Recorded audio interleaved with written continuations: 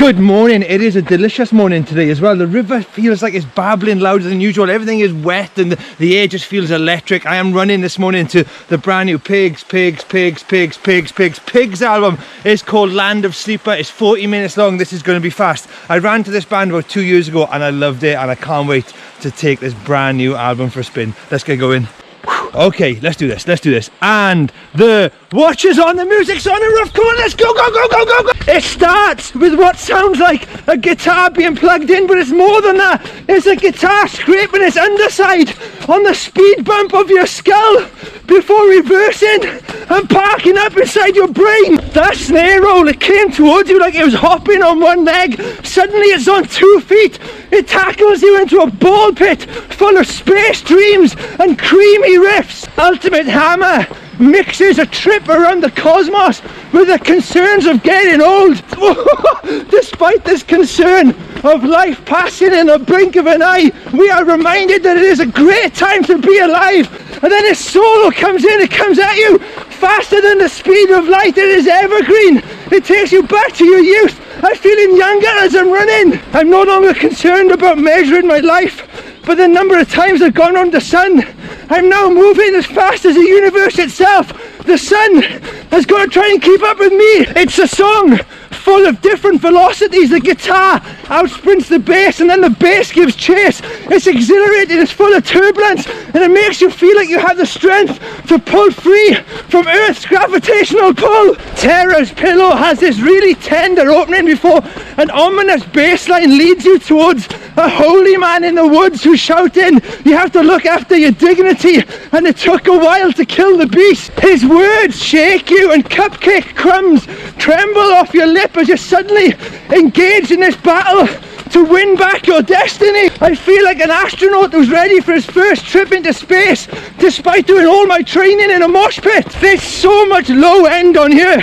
The council need to set up a new department to go out and pick up all the greyhound dogs that have toppled over since I pressed play on this album. Terror's Pillow ends more tenderly than it began, and then Big Rig comes along clanging and banging and setting fire to this godforsaken English town. It's full of destruction and decay, but then it plants a seed and watches new things grow.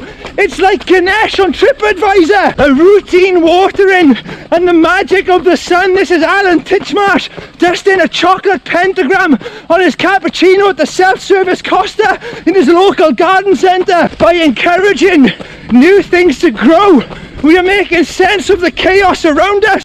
All this wisdom is coming to me in cryptic flashes. It's like Zarathustra with a merch table. Everything has gone berserk. The guitars, the drums, the bass.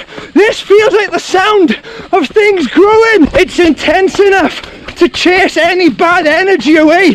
It turns my headphones into Bunsen burners, and it feels like a fire cleanse for any negativity I come up against in the modern world. What is that effect on his vocals? Is it delay? Is it reverb? I don't know, but it makes it sound like it's coming from a walkie-talkie lost on a set of Labyrinth underneath the styrofoam boulder. It's giving me the confidence to run headfirst across an infinite void. I'm really warming up now. It's perfectly produced, and bass tones go from the kind of sound that would fluff up your beard to the sound that would give you a clean shave in a matter of seconds. The kick drum occasionally possesses enough power to stop the great red spot on Jupiter. The weatherman is so spooky. It's got these chants. It's got kind of like thunder rolling drums. You've got a guitar which sounds like a siren going off in the distance. There are snippets of poetry in there which I feel I've got a little bit of disgust, but also some love in there. I feel like I've made a raft out of bookshelves and I'm sailing out to sea with my best friends looking for the beast. This song perfectly captures that energy in the air when you know a storm is on the way. It ends with an explosion and then this really vast fade out which seems to ask us, what comes next? What comes after that storm? Oh yes! Mr. Medicine takes us out, dancing beneath the lightning. He's saying that he's in love again. This is the sound of rebirth. This second half of the album sees us strong, completely fearless, and then a tambourine comes in and joins in with the celebration.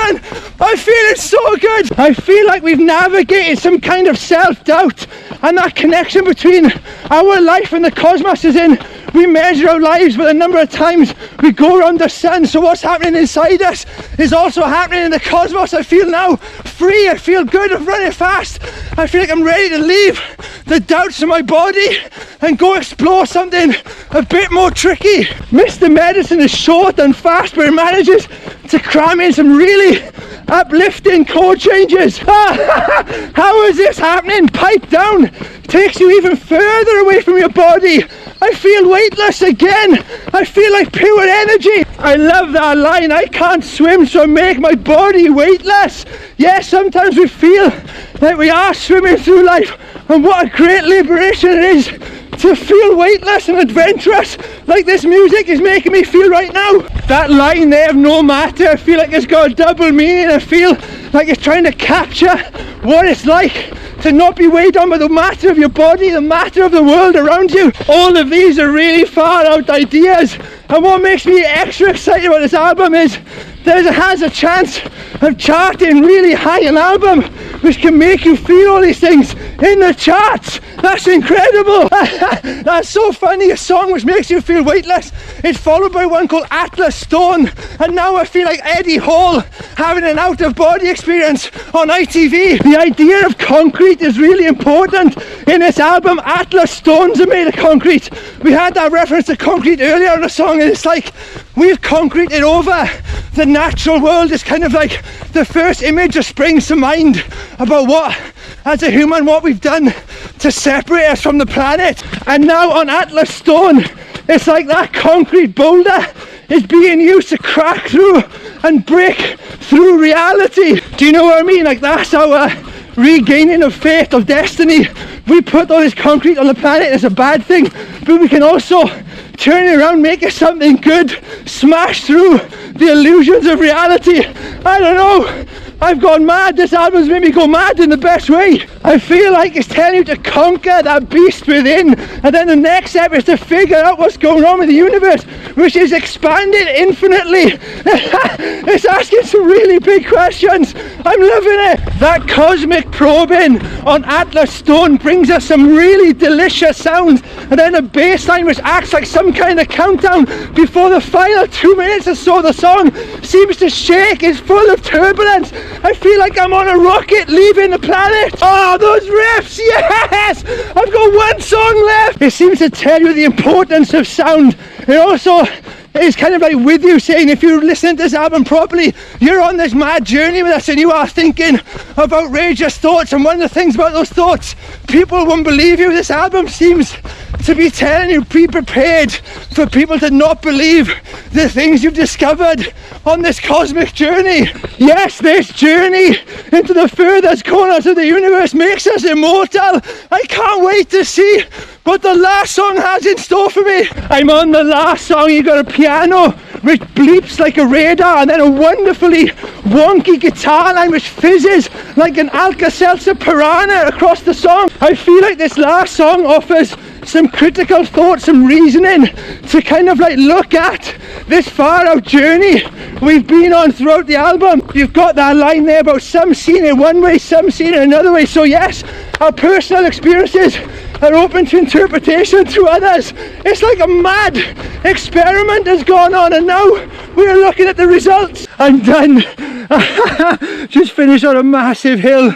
I said a lot then, but what I'm going to finish with is the feeling the album left me with. The feeling that, particularly the guitar playing at the end, what it left me with is kind of, there was frustration in there. There was the sense of time running out. There's restlessness. And if you think about the first song, to me, that was talking about like your life flashing by in the blink of an eye. Then we went on this journey of like conquering something within, and then we went out into the universe, I felt anyway, and we were looking at where's the universe going, where's it expanding to, what's going on, what is reality, are we seeing it properly?